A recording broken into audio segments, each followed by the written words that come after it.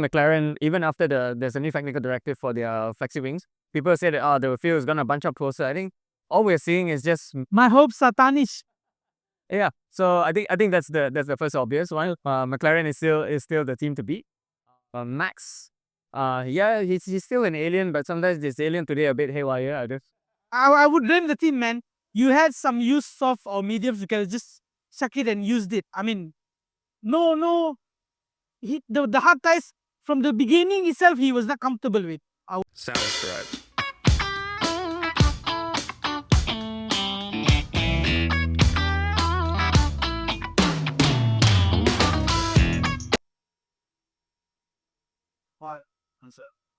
Hey guys, we are back again at Paddock Show. Today we had a event at Dark Horse KL for Spanish Grand Prix, and we actually did something different today, whereby we tried different competition in terms of the rules. What we did was we had the best caption winner of the day, and then what we noticed is that there was a quite number of participation, but there were some late entries. So next time, when you are here in Dark Horse KL, if we do any events, do come early so that you can also compete with each other. So not to waste more time, we have a winner here, Mr. Hideki. Thank you very much. What was your caption, bro? I think I said 12 championships in one photo. Yeah. So the photo was Lewis Hamilton and Sebastian Vettel. Yeah. And I'm a firm believer that Lewis is an 8-time world champion. Hence the number 12. No, I'm not going to talk about it. So yeah. Very controversial, man. All right. So how do you feel today, and how's the place? How's the environment? The people that you meet today? Well, when I came in, obviously, it was the atmosphere was amazing. It was bustling, And when I saw you guys, I was thinking, oh wow, it's a meetup here. And then when you announced the giveaway, I thought, oh, it's kind of a really nice opportunity to, go on Instagram, post something, and well, I never expected to win this giveaway, and the prize that they gave was a limited edition Ferrari that they gave, and so I'm forever, I'm really, really grateful for the. All right. So how do you is this your first time into this kind of gathering? Yeah, so I've never been to a Formula One gathering before. I say, I wasn't planning to. I was simply just there to watch the F1 actually. So when I saw you guys all kind of kitted out in your Formula One gear, because so myself like yeah. So I thought, it's really Teammate here. this is all just Ferrari. But the bar itself is a really, really nice bar, I must say. Because they've got televisions everywhere. The speakers are quite loud, and so it's a very nice atmosphere to come in, and so to see you guys come and sit down. All of us are reacting and cheering on to the same teams or to the different drivers, and just having a lot of fun together. It's what's really nice. Right. From the looks of it, he's a Lewis Hamilton fan. So, what is your thought and about his current season, and whether the decision to move to Ferrari was good, or he should have stayed in Mercedes? Ignore the engine blows, yeah. That's a good question. I think he was going to come to the end of his career. So I think it was a good chance to try something new. And he was always, I believe Toto always had a plan to bring Antonelli in to begin with. Whether it was Lewis was going to extend his contract for another year or whether another 2 years, Antonelli was always behind the shadows waiting to grab that seat that Lewis is inevitably going to lose, So I think it was a good chance to step away and reunite with his boss Fred Vasseur. I don't think it was a mistake. I just think Ferrari could have had a better season so far. I mean, who's to say, because last season Ferrari still kept it up in the last part of the season. So you never know until the second part of the season. We'll just have to wait and see. Right. Yeah. Haziq, how about you? Any questions for Hideki? I'm looking at the toy. Actually, I'm quite jealous. I'm just wondering, do you collect yourself any toys? I mean, there is a nice. This piece was my first piece actually. So more to come, man. And yeah, exactly, more to come. So this is my first, and I bought a Lego, one of the mini Lego ones. Champions one. Yeah, the Speed Champions. Yeah, so we bought a Ferrari and a McLaren one. Being a Piastri fan as well. So Welcome to the rabbit hole. Yeah. There's the sinkhole that you cannot go. You don't have a U-turn for that. How about you, Eugene? Any question for Hideki? Just out of curiosity, like why Lewis Hamilton? Like, do you have, what about your Japanese roots? Yeah, I understand you have just some Japanese roots. Do you have a part of you rooting for the Japanese drivers, Tsunoda? Yeah, so my father was a big Hamilton fan actually. Okay. I was born in 2002, so I'm 23. So my father used to watch a lot of Formula One back in the day. Yeah, and he was a Hamilton fan. I guess the way he drove. So when I started watching him around 2007, 8, I naturally supported him. Yep. So I still remember my first memories of F1 was Monaco. The hairpin where the hotel is. When it comes down. So those were my first kind of memories of Hamilton and Formula One. Yeah, and I've just kind of stuck with him the rest of my life. So that's Yeah, I've got a bit of a different experience. My dad used to support McLaren, and because I didn't like him, so I supported Ferrari instead. Yeah, but it was during so it was nice to see that you collaborated with your father. Like, yeah, there was a shared interest. yeah, exactly. What about you guys? No, I'm a Honda guy, man. Honda, yeah. I'm a Honda guy. I'm not supporting Verstappen. I'm not supporting Piastri. I'm not supporting any driver. Supporting a My motive is Honda. Only Honda. So even back when they were racing, Yeah, I was following them, man. Yeah, before they came, his loyalty is to Honda. It's to an engine manufacturer, not to a driver. yeah, up to the Yeah. Why is that? Because Honda is the only manufacturer competing in so many various championships, from motocross to Le Mans to IMSA to IndyCar to GT racing. Even private jets, scooters, bikes, MotoGP. race. They are beating everyone there most of the time. Yeah, Yeah, they have some rough times throughout the years, but yeah, they pick it up. They match with Ferrari, they match with Mercedes, they match with the bigger powerhouse. yeah. So that is why I admire Honda. Such a new mistake, huh? It's simple. No, it's Sureca as well. Honda, yeah, they are, yeah. That is why I just love them. Yeah. What about you? Me, I grew up watching Shumi and Kimi, so that's why I have so much wouldn't say respect for now, but I've been a Ferrari fan Yeah, ever since watching them. So it's and I have so much hope for Charles, to be honest. But definitely not this year. do you think Charles will come? Hope so. It's always next year, bro. Don't worry. It's always next. Tu é nas 9 ou tem Ferrari nas 9? I'm a Man United fan.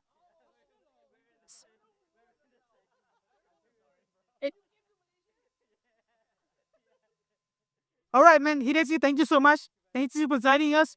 And do come back again to Dark Horse and also follow our page. Yeah. We will have more of this coming soon. Absolutely. Right? Right. Thank you so much. Hideki, our winner. Lucky.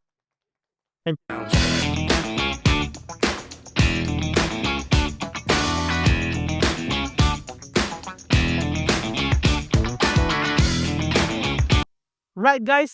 Second episode for Spanish Grand Prix. We're gonna do a bit of recap from the races that we had before this and to the current one. So starting with Christopher, what happened to power unit? Your power unit supplier, what happened? I'm not sure. Obviously Kimi failed to finish the race. All right. Mercedes has been known for very good power units, but I'm not sure why it failed this time round. So be on the back foot. So hopefully the next race they'll do better. So what is your hopes for the next coming races? Next coming race is Canada. Yeah. You're gonna lose your sleep. No, hopefully they're gonna fight Ferraris. Okay. Be ahead of Ferraris. Yeah. Okay. Bringing back, rewind back some of the races that we had. We had Imola. Okay, and then we also had before Imola was Monaco. After Imola was Monaco. Basically the triple header. So what do you guys summarize the weekend? I mean, these 3 weekends. And what do you see for the future second half of the season? I'm gonna start with the obvious. McLaren is bulletproof so far. All right. Today I think we saw a race of Piastri versus maybe Max, maybe Norris. But I think McLaren, even after there's a new technical directive for their flexi wings, people say that the field is gonna bunch up closer. I think all we're seeing is just My hopes are tarnished. yeah. So I think that's the first obvious one. McLaren is still the team to beat. Max, yeah, he's still an alien, but sometimes this alien today a bit haywire. I guess. I would blame the team, man. You had some use of or mediums, you can just suck it and used it. I mean, no. The hard ties from the beginning itself, he was not comfortable with. I would ask. I would say. I mean, definitely it was a bad strategy from there. Even pre-qualifying, they had an issue with Tsunoda by giving him more downforce when he's required to with a track that is fast flowing. So there was a bit of misjudgment from Red Bull team for this race. But the only thing they can rely on is Max Verstappen. Nobody else. But at the same time, I wouldn't blame the team 100%. Taking a used soft or used medium is also a 50-50 chances. So I think it's better to be with a fresher tire. But unfortunately, with the safety car going for, I don't know how many laps was it, you only have 6 laps of race. You can't warm up the tires on the it. tire. So unfortunately, I think Red Bull had a good strategy, but I think the safety car was a bit unlucky. Normally, the safety car will be a lap for most of the team going for this kind of situation. But unfortunately for Red Bull, they don't have the tire option. Right. So how about Imola and Monaco? How does he? If I were to sum up the first 3 races, wow, there's still hope there. Yeah, that's the I think you should be worried around, because I think the last time Mercedes had reliability issues was during back Key's days in You McLaren. take note. Ferrari have overtaken Red Bull on the constructors championship. Yeah, so it's not due to Red Bull's lack of pace. They just don't have a good driver for the second car who can adapt. Next finish P10, so you cannot blame Yuki Tsunoda. No, I'm not blaming EAP. I'm blaming the car basically. And they like the car. It was I would say the last 6 laps was crazy in terms of who had what, and also the McLaren, like he said, is totally bulletproof. Yeah. Looking at Mercedes' trajectory, George Russell had a good pace. He was kind of going back and forth throughout the mid stint, not chasing anyone, but looking at the current performance as it changes every weekend, like Monaco, they never score any points. Yeah, but Mercedes so far is so much dependent on the heat. As you see, today Spain was scorching hot, so probably their car wasn't performing. But I believe Josh was extracting the maximum out of the car already. So he was a few seconds behind Leclerc, if I'm not wrong. Yeah, but all in all, it's okay. And the next race will be Montreal. Montreal is a colder country, and yes, they are used to perform well there. right. So- And the next question for me, Yeah. for you, would be the incident between Max and Russell. Was it fair or not fair? Was it racing hard? Or it was a telecami show? It was an intentional hit, but a lot The of second one. Max fans would not agree with me. But I don't agree with him, bruh. it was quite obvious that was intentional. Intentional was right, but the intention to hit was not there. I think he had a different intention. Yeah, I think what the intention to protest. From my theory, I don't know whether you agree with me or not. He thought Russell will go from the outside and overtake, right? The second incident. The first incident, Russell didn't give any space. Max was on the racing line. So I'm not sure whether FI should have looked at it as well as a potential penalty, not just look at Max Verstappen's move on the second incident. So that is my I'll be surprised if George doesn't get a penalty for that. But take note also that Lawson is also still pending for this penalty of Lawson. that is massive on the incidents. I think for the first 3/4 of the race, Lawson was creating all the headlines. Just running into people. He was trying to run into people. All the drama was with Lawson. Right. Oh, yeah. So that's how we wrap up our summary for the triple header that we had. We will come back shortly to do a short interview with a Williams fan. Okay.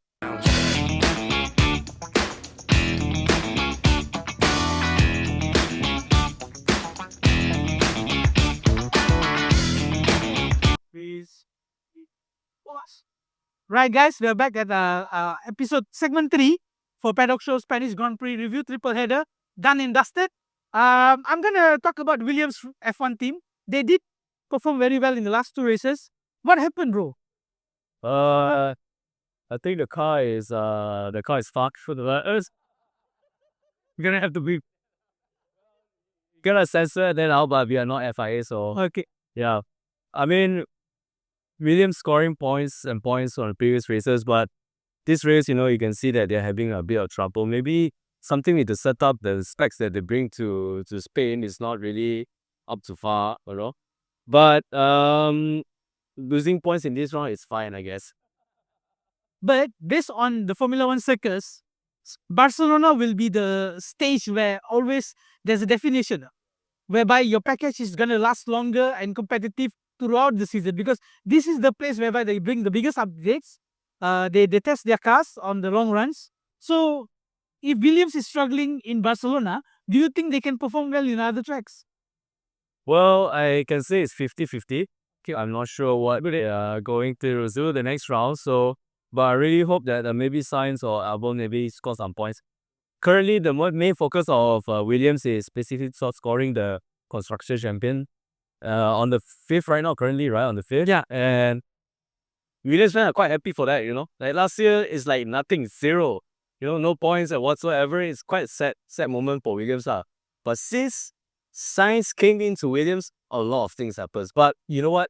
I have a lot of hope in Williams. I read it in some interview, or shall I say, I watched an interview with the Williams technical director. Yeah. They say watch out for Williams in 2026. Right. So why does he say like that?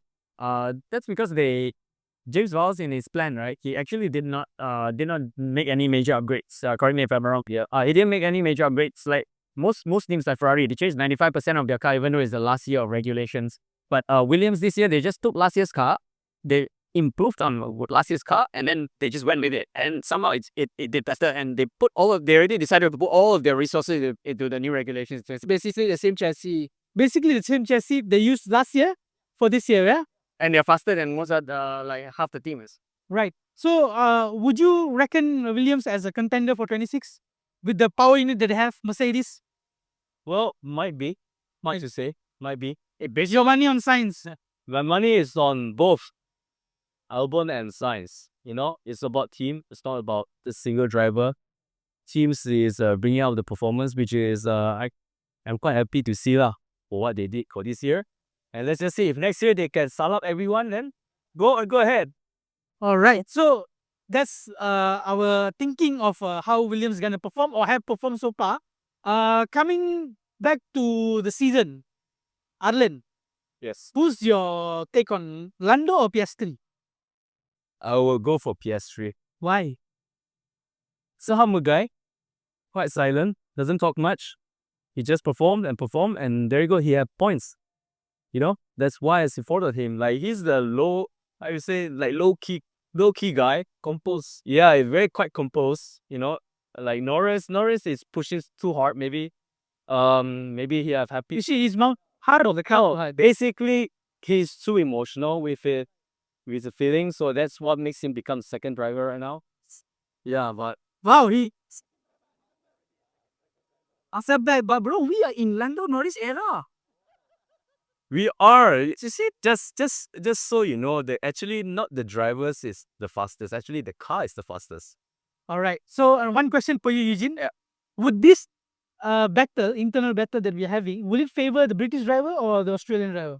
I think How would they manage it? McLaren has shown that they have been quite impartial so far. So much so that, you know, sometimes they negotiate until it looks like a hostage situation. It's like, think about your family. Think about the family. You need the team. You need the team. But I think they managed them quite well. I think they've learned from last year. All the internal bickering and all that. So you can see that that they are quite impartial. They don't side anyone. Like today, for example, they handled the pit stop well. They covered the undercut, yet they still managed to double stack when it was necessary. So I believe McLaren have sorted out what they need to do. But as it gets tighter and tighter, as we get closer and closer into a little nearer to the end of the season, we might see more flashpoints. Because like yesterday, I think the first round of Q3 qualifying, Lando Norris tried to get a sneaky toe from. Yeah, and he didn't allow it. Yeah, and Piastri know about it. So all these little mind games, small things will start creeping up. But I feel, as Alan said, Piastri is a machine, man. All he does is just get into the car, drive it really fast, and then he's unaffected by pressure. Norris made so many mistakes in his second run yesterday, overdriving. Nico Rosberg pointed it out on the stream. So I think it'll be interesting to see this battle. It's very different from what we saw last time, Cross versus Senna. Two lions and fire fighting each other. This one we are looking at one robot versus one Teddy bear. Hold on. Sorry. No, I think we have to give credit to Mark Webber as well. for making Yeah, he's very stern. Yeah. making sure that Piastri is not repeated as a second, right? That's true. Yeah. Yeah. So if Oscar can maintain this kind of quality, he can compose or throughout the season, I think we'll be looking at first Australian champion since Alan Jody. Nicely wrapped up. So another question. Today was a special day for somebody, which he scored points there in his home ground. Can you tell me who's that is? That is Fernando Alonso. Yeah, after so long, man, he scores points. 2020. You know, first points for Aston Martin in 2025. He drove brilliantly. Everybody was messing up here and there. Silently, he just put that tractor in 2 points. Silently, as Silently, I was it's just there. he's just there.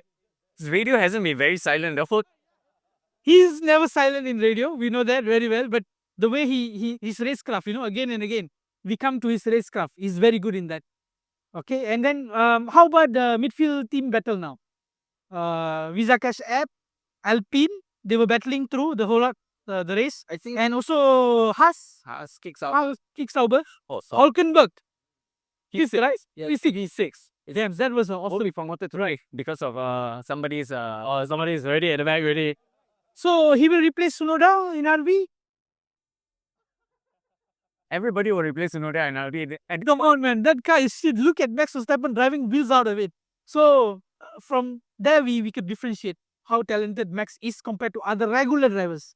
Or I would say they are, of course, the best in the world, 20 best in the world, but you cannot drive the car the same as Max.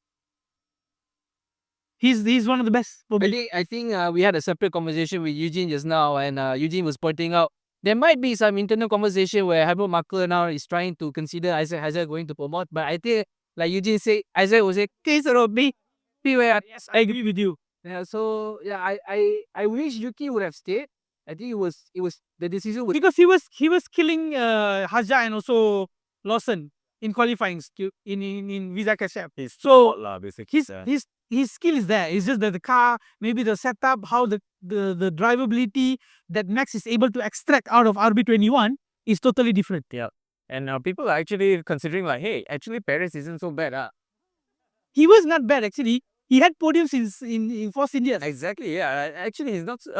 Maybe Perez isn't so bad. You know, like near the end of his career when he couldn't even make it through Q1, people are saying that Perez is crap. You know, like he's useless. But then now you can see they put how many drivers after that? They are all also. And Pierre Washer, he put out a statement during the qualifying, said that it was their mistake putting up the setup for Yuki. So yeah, many things are going on, you know. So for the midfield team, it's actually quite a tight battle between Aston. Aston is coming back because you need to understand, Newey actually putting some feedbacks in the car, current car. He's not giving 100% to it, but he's giving some changes. So from there, you can see if they have improved from Monaco until Barcelona. But interestingly, right, since Lance is MC, right, in the next coming race, if he still cannot race, they don't have a replacement, you know. There's no reserve driver because the reserve driver has to commit for Le Mans.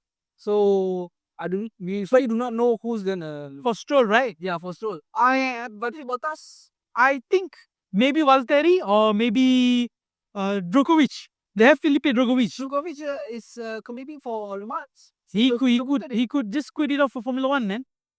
We don't know. We wait and see. Sebastian Vettel, Okay lah. 4-time world champion. Why not? Maybe. But I'm not sure whether he'll be well prepared for that. But Valtteri Bottas is a good option, Right. For Maybe Mick Schumacher. Who knows? So Mix also Nick is in contract with Alpine. Yeah. And with the performance of Calopinto, he might be get replaced soon. Perez, yeah. But I'm quite happy to see him EP up his cut in F1, you know. Yeah, but don't worry. What do you call this? Flavio won't last long. He's gonna go back to make sure, I think so. I hope so. I hope he's given chance because Yeah, he's given. everyone deserves the chance. Yes. He's pushing for the seat. Right. So that's the wrap up for our segment 3. Summarizing the whole events for the past 3 races and today. We hope that you guys enjoy the information that we have provided and also come and enjoy the food here in Dark Horse and support Paddock Show. We will bring you more exciting events and also competition. So stay tuned and follow Paddock Show in Instagram, TikTok, and also what do we have? YouTube. Subscribe, please. And thank you so much for Eugene, Arlen, Christopher, and also Hazik. for coming today. And a special birthday to our friend here. Come on in. Come here. Come on in. Hey, happy birthday. Happy. It's Haerris. Cheers, guys. Thank you so much.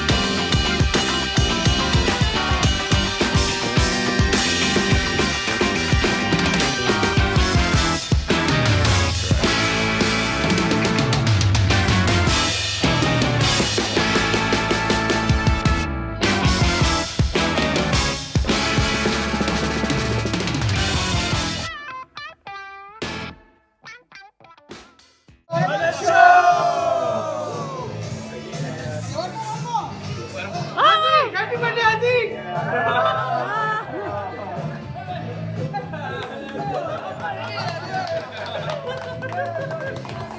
Enjoy!